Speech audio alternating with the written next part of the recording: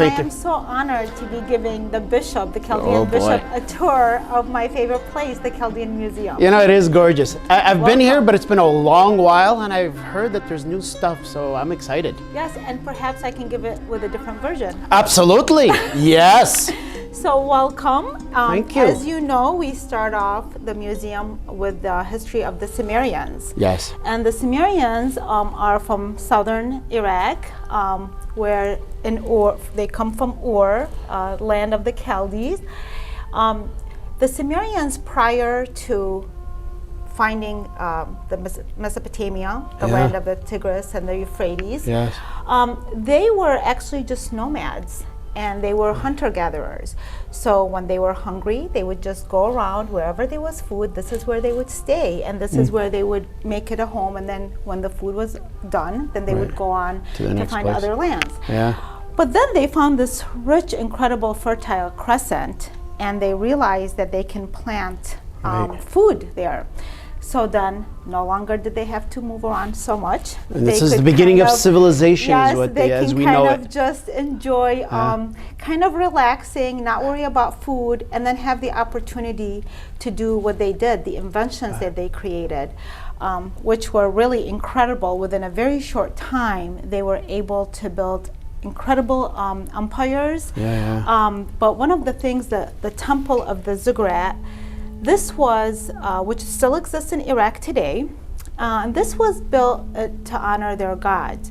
Now, Sumerians, they were from ancient times, they were very faith-based people, and they believed in God, and they believed that this temple... Or gods. Yes. But it has been also said that they actually, even though they had various gods, but that they did believe in one supreme overall. Marduk. So they would get into the temple, the priests and priestesses, and they felt like the higher the building, the closer you got to God. And it was their way of kind of getting heaven and earth closer together. Right. For that There is some people that think this might be a version of the Tower of Babylon that's found in the Bible, and that they were trying to get, at least it's in theory, but that's very like them to be able to do and to try to get closer to God, at least this way. Well, and actually that kind of makes sense because they don't have the Tower of Babel. There isn't nothing. No, so this is kind of the closest to that. Yes, and they built walls around it because the regular people would be out and about and living in the marshes, which till today this area exists, the marshes. And then during like any kind of battles or anything, the people would go behind the walls and kind of take refuge. One of the inventions, as most people know, is they started writing on cuneiform tablets. So the reason that we have so much of their history and their stories, aside from the beautiful temples and other inventions that they created, is that they wrote down everything. They were great mathematicians, but they were also great writers, and they kept receipts, and they wrote just like a journal. They literally had journals. Lucky for us, they were not using paper, they were using clay tablets. So then archaeologists were able to find thousands and thousands of these, many of which still need to be translated. In the cemetery of Ur, they found all this gold, including like vases and jewelry, and there is no gold in Mesopotamia. They had to have gone to either India, Afghanistan, other parts of the world. What's interesting is, how do they travel all that distance? Yes, they invented the wheel there, but we only have just very small figures of them, what kind of wheel that they had, like a chariot, a small chariot. But I mean, can this get you to another country? You bring the jewelry back while the queen is still alive, so that you can create the jewelry for her. But all this beautiful jewelry that they had there, so whatever they had, they were very resourceful. They really created something out of nothing.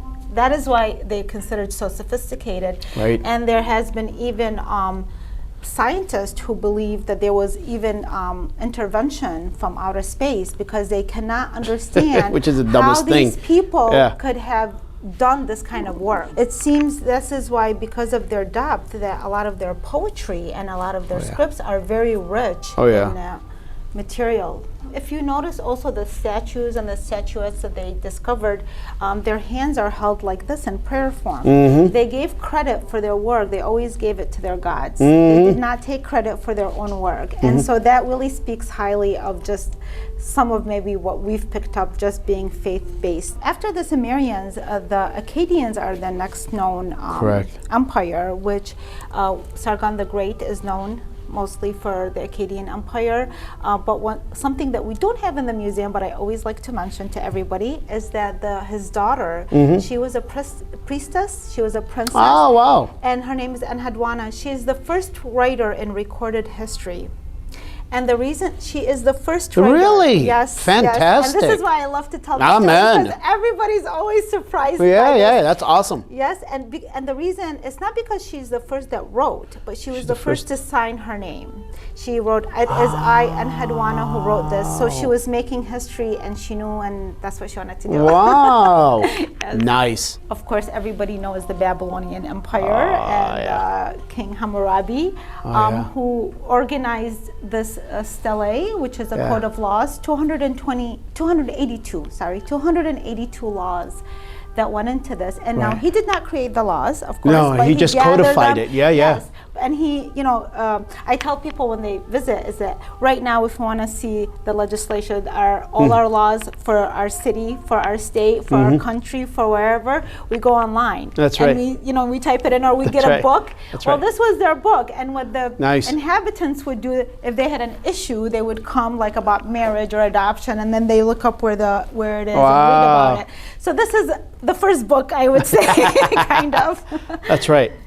The nice thing about the museum is very interactive. And what I learned from Sinan Media, who created this, is that there isn't another museum. Now this was, it's a 7.4 feet, and it was purchased from the Louvre in Paris. In Paris. I've seen the original. You have? I have. And would you say it's pretty? Oh, it is.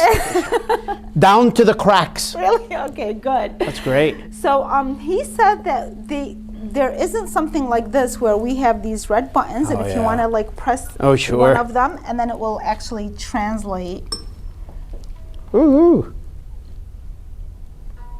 This is they have the infamous law of an eye for an eye and hand for hand. If it was a life that was lost, the city and governor shall pay 1 mina, 21 ounces of silver, to his relatives. That's row 9. Wow. That's beautiful. I'll stay here for a while. Okay. There are 8 of them that we have that are. Yeah. Wow. And they point you to where they are. That's awesome. So a soldier, constable, or tax gatherer cannot be sold. Wow. That's beautiful. Of course, after the Babylonians, there's the Assyrian Empire, and they were known for their military tactics and also for their king having built the first library ever. Oh, wow, first library. Which has over 30,000 clay tablets that were in Chaldean, Babylonian, and again, these clay tablets, they still need to be translated and all that fun stuff. Wow. This is the Ishtar Gate, and the German museum made this for us and sent it to us. Nice. And they've taken pretty much of the wall and they reconstructed it. So the purpose behind this is because when they would get invaders at night, and they would see these animals glowing at night, and they would think they were real. So they would retreat. Yes, it was kind of for protection. Nice. You probably can give me a better tour in this area than I can give for you. This is a replica, of course, of Saya Sophia, which is in Istanbul. Yes, I visited that one too. You visited it, and now it has been turned into a mosque. And What I have learned is that they have not destroyed this in any way, but they just covered it. And on the other side, we have more things focused regarding the language. Here, again, the interactive part, so that children and even adults. I took Chaldean classes in church for a while. The Aramaic I can't language. really say that I can read or write it very good. I touched the dots. But I tried. The ones in the red. Oh, the ones in, all right, I'm sorry. Resh. This is no longer just an origin, but this is a living. Yes. This is a living culture, which is a living faith. Yes. Because our culture now is so intertwined with the faith that you can't have one without the other. Faith is such an important part of our history, not only the pre-Christian, but especially the Christian, and everything that we went through because of our faith. But I think it made us even stronger Chaldeans and stronger Assyrians and stronger people of the community, and it's wonderful that we're bringing it here into America. So the next gallery, Village Gallery. It's making me hungry. She's making pizza, right? Everybody says, yeah, of course. Chaldean pizza, tahrata. That's Chaldean, okay. So everybody that sees her, first they're very like surprised because she looks so real. Then they're like, they either have an aunt or a mother or a grandmother or somebody that looks like her, basically in their life. And this is what we try to do, is to bring the village to life by the clothes. Everything is original, and it was donated to us by our community. Right. And of course, then we have the male, her counterpart, which is the farmer, and his job was really just going out and farming. And I think I know both my grandparents were farmers. Yes. And this was what they did in Tilkef. Here we have... That's the interactive one, right? Yes. Yeah. And it shows the life of the Chaldeans and makes you feel like you're living on a farm for just a few minutes. Children came home from school for lunch. They would gather eggs from the next room where the animals were kept. Women usually milked the cows twice a day using just a cooking pot and would boil the milk right away to sterilize. So we tried to highlight the various villages. Of course, we do have a little bit more of a gorgeous scenery because of the fact that it's the largest village. Not so much right now, but these are all the villages. They are very, very beautiful, and we try to honor them in various ways. Yes. So then we entered to to America. The interesting thing about here, it tells the stories of how Chaldeans started to come. They came really initially for economic purposes. Later it was more for religious. This is beautiful. Freedom. These are the originals. Original passports that were donated to us. Yes. Nice. Another nice aspect of the museum is that when you lift this, you can hear their stories when you press any of the red buttons. Wow. If the person is alive, they were able to share their stories, and if not, then their child ends up sharing the story of how they came here and things like that. So this is always fun for people too. There's a lot of storytelling in this museum. For them, coming to Michigan, there was a lot of aspects associated with that. Primarily the fact that there were already a community here of Lebanese and Syrians. Oh, sure. Who spoke Arabic, at least. That they made a lot of difference. Yes. Look at the years. These years are fairly recent. I mean, compared to a lot of communities. So within a very short time, we have been able to really accomplish and do so much work.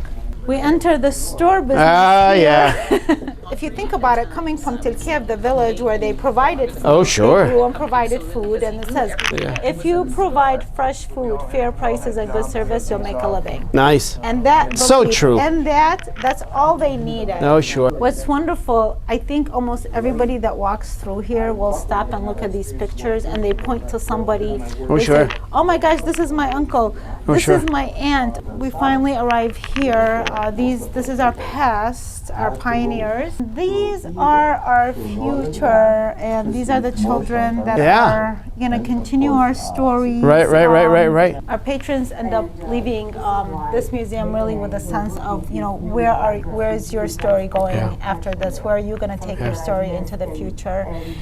So they get a little bit of sense of their past, and then walk out with a sense of their future. Amen. This is a wonderful and a beautiful gem in our community, and it really highlights who we are. our ancient as well as, our ongoing history that we continue to make. So this place is beautiful, and it continues to grow, and I love it. Well, anybody can come and visit us. We can have a group of up to 10 people because Right. of the social distancing. But if they call, they just make a reservation. They can visit our website, chaldeanculturalcenter.org.